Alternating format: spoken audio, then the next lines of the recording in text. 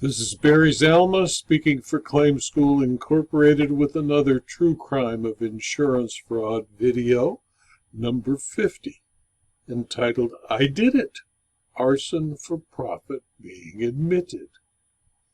One of my investigators met with the property manager of an insured to start the investigation of a fire claim believed to be an arson. Since he was just starting his investigation with a walk through the burned-out shell, the investigator was making conversation with the property manager. "Steve, how long have you managed this property?" "About 6 months," Steve replied. "It seems," the investigator said, "the fire started here on the service porch where the damage is most severe. Do you know how it started?" "Sure," the manager replied with confidence and no sign of concern. "I pulled a mattress off one of the beds stacked up against the wall by the service porch and lit it with a Bic lighter. Once it was burning well, I left and drove 4 blocks away and came back in time to see the flames coming from the building. I heard sirens, so I just drove home."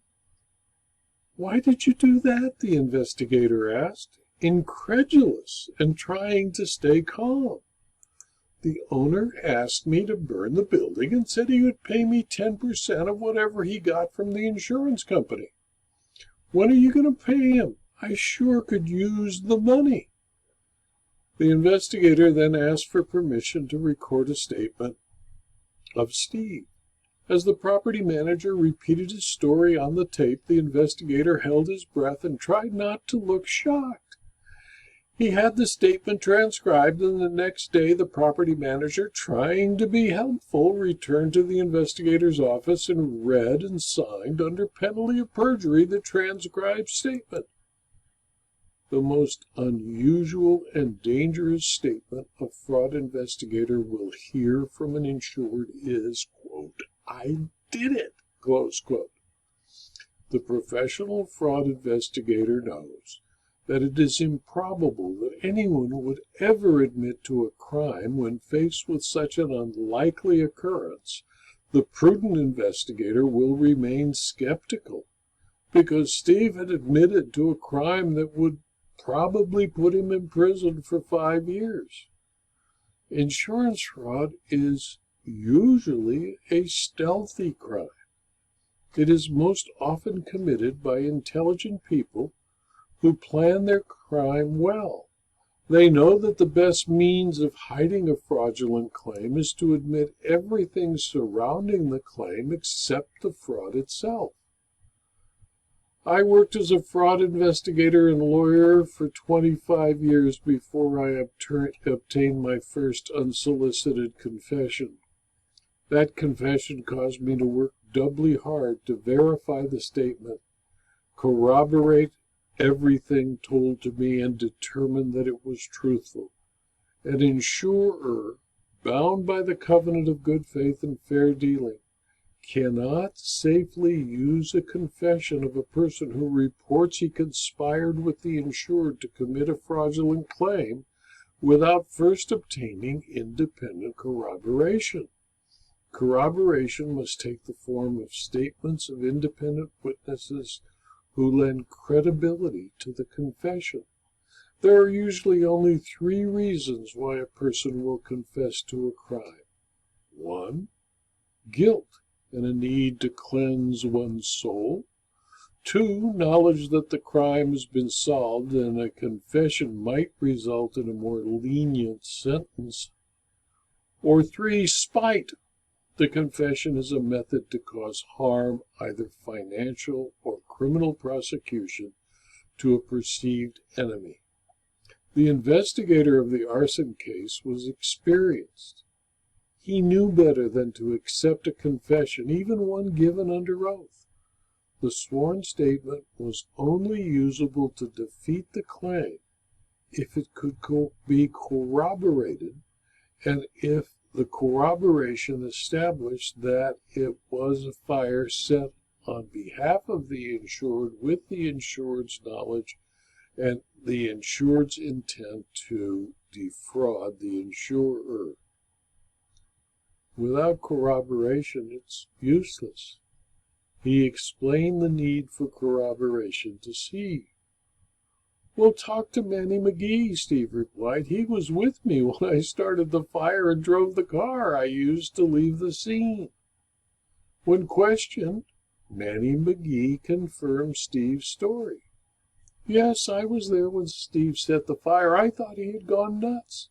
He knew I was on parole and couldn't get involved in any kind of crime. I was so upset with him, I almost made him walk."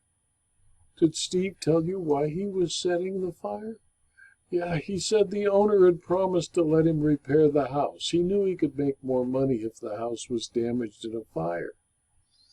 "Did Steve tell you anything about the owner?" "Oh, I know the owner. He's a cheap son of a gun.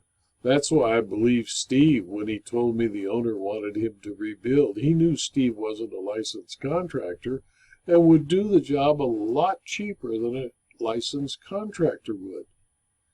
"Have any of the owner's other buildings caught fire?" I don't know any of them. The owner is cheap, but he doesn't seem to be dishonest." The investigator, after meeting with Manny, was becoming more confident. He had certainly established with an independent witness that the insured's property manager, Steve, committed the crime of arson. He had not established, however, that Steve set the fire at the request of the insured or as part of an attempt to defraud.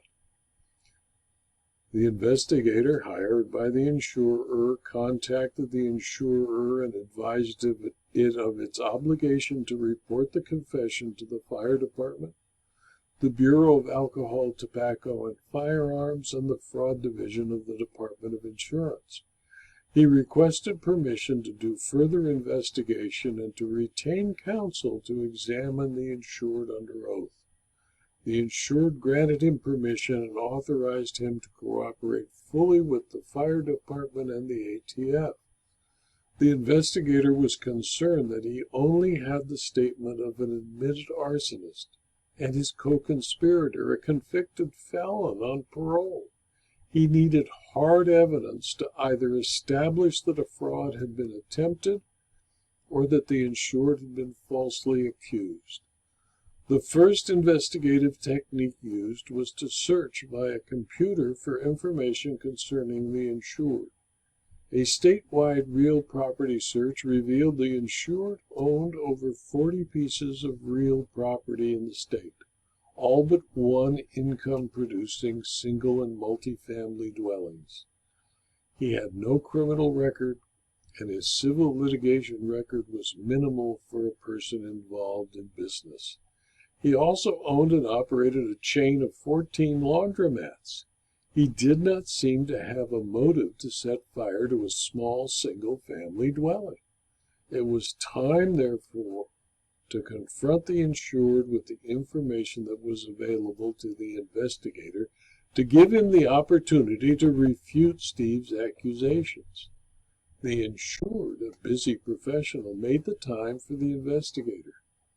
In the living room of the insured's luxurious 5,000 square foot house in the hills north of Upland, California, the insured answered all questions posed to him honestly.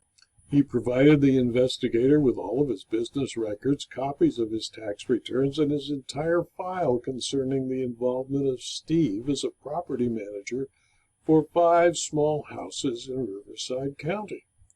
The insured explained that he had recently been forced to fire Steve because his work was shoddy, and some of the rent Steve collected never came to the insured. Steve had threatened to cause harm to the insured and had almost succeeded. The insured's claim was eventually paid in full. Steve, whose attempt to harm his ex-employer was blatantly stupid. He faced 2 felony charges, 1 arson and/or 2 perjury. His case was evaluated for possible prosecution, and the prosecutor, since he felt no one was harmed since the insured was paid, refused to prosecute. The insurer also authorized counsel to sue Steve to recover the money it paid to the insured. However, after checking Steve's lack of assets, a decision was made not to sue, and the arsonist walked free. And fortunately for the insured, a thorough investigation protected him from having to defend a spurious arson-for-profit claim or insurance fraud claim. This video was adapted from my book, Insurance Fraud Costs Everyone, which is a supplement to my 2-volume book, Insurance Fraud, which are all available as Kindle books and paperbacks from Amazon.com. Thank you for your attention.